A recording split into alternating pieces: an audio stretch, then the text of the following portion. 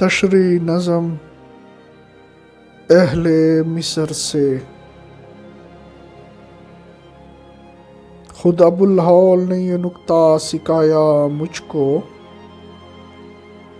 وہ ابوالہول کے ہیں صاحب اسرار قدیم،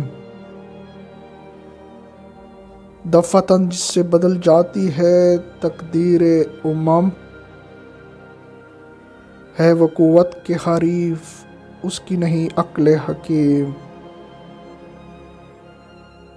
ہر زمانے میں دیگر گو ہے طبیعت اس کی، کبھی شمشیر محمد ہے کبھی چوب کلیم۔ اس نظم میں علامہ محمد اقبال نے مسلمانوں کو یہ بتایا ہے کہ کسی نظام کو رائج کرنے کے لیے محض عقل کافی نہیں ہے، بلکہ اس کے ساتھ قوت بھی ضروری ہے۔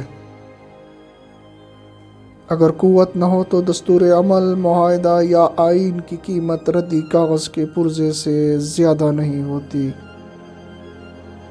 علامہ صاحب کہتے ہیں کہ ابوالہول نے جو کائنات کے قدیم اسرار و رموز سے واقف ہے، یہ نکتہ مجھے سمجھایا ہے کہ جس چیز سے قوموں کی تقدیر دفعتاً بدل جاتی ہے وہ بے پناہ قوت کے علاوہ اور کچھ نہیں،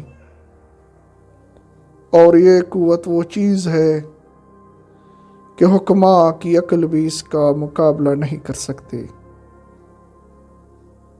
اگرچہ قوت کی صورت اور نوعیت ہمیشہ بدلتی رہتی ہے، لیکن اس حقیقت سے انکار نہیں ہو سکتا کہ قوت کی ضرورت ہر زمانے میں رہی ہے اور رہے گی۔